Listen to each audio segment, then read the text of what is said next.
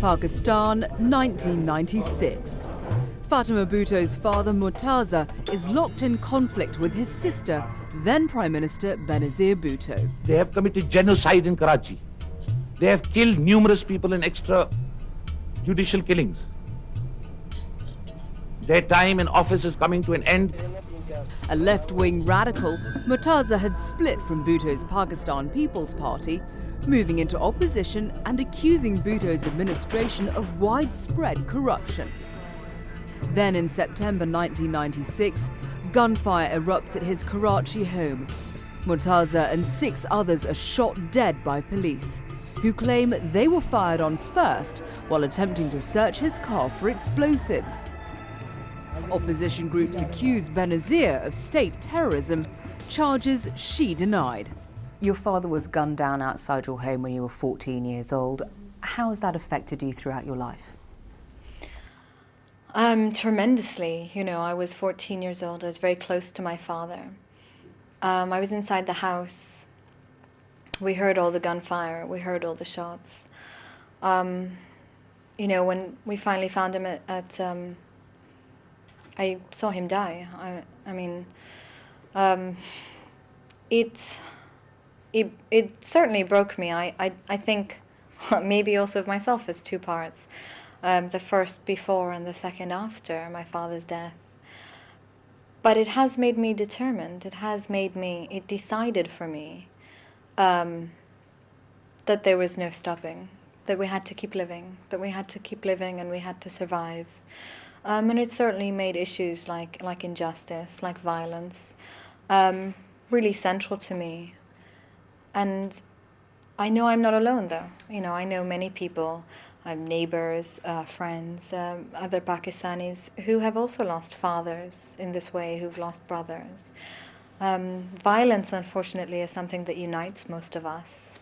And I think we have to work not only to stop this legacy of political violence, but also for accountability, so that it stops happening.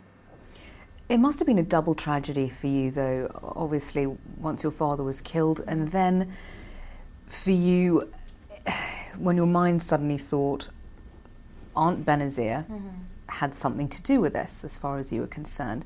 What did that realization do to you psychologically?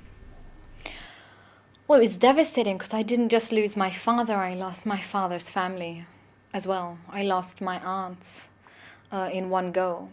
And it you know, I don't mean to sound dramatic, but it was very much like being orphaned. I mean, it did feel, it felt very overwhelming. You know, injustice, I think, is, you know, we speak about it as if it's an intangible or as if it's abstract. But we felt it very, very much in those first few years after he was killed. Yes, I did blame her. Her government presided over countless extrajudicial killings. My father was one of thousands who were killed. That's the moral responsibility that her and her government bear. And Benazir Bhutto's role in the cover-up of my father's murder was substantial too. There are allegations that your husband is responsible for your brother's death. Isn't that terrible? They kill a Bhutto and they want to destroy another Bhutto by framing a charge against her husband. What proof do you have, though, that she was the driving force behind it? Well, the tribunal that was convened to investigate the murder, but was not endowed with any legal authority to pass sentences, concluded 3 very important things. And it was a tribunal headed by Nasir Aslam Zahid, who at that point was a judge of the Supreme Court and a very respected figure in the legal community. And they concluded 3 things. First, forensically, that it was not a shootout. It was a massacre. The only ammunition spent was from that of the police. Second, they concluded that the police used an excess amount of force, that they did not treat the wounded men in a timely fashion, or in fact at all in some cases.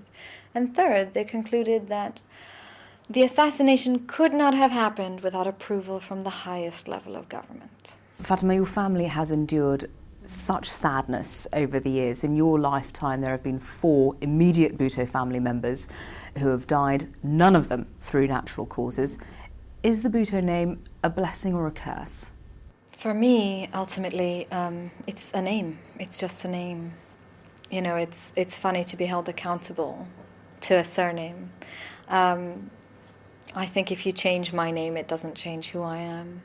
And I'm accountable for my work, and which I work very hard at. So I think we place a bit too much importance on names anyways, especially in our part of the world. Well, the PPP now has a parliamentary majority following elections in February. Do you see much changing in Pakistan as a result? No. We've had 11 years of PPP and PML government. And it was one of enormous political incompetence, large-scale corruption. And I don't see that changing, to be honest. I don't see that changing in any way.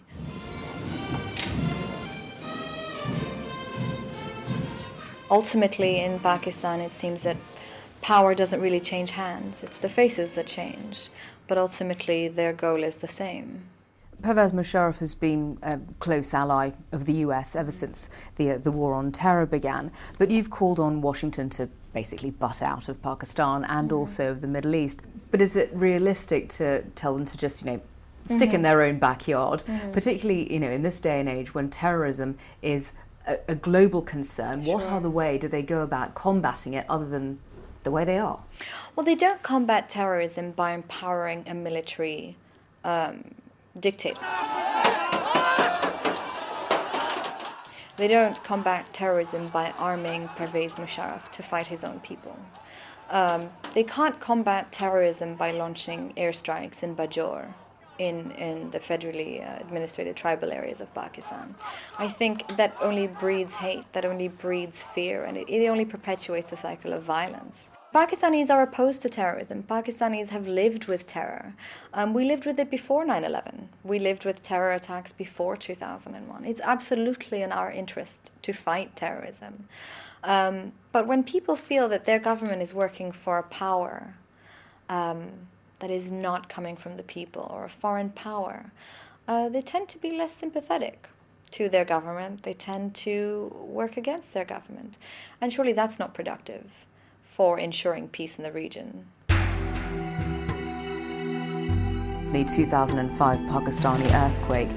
What did you experience in the quake zone?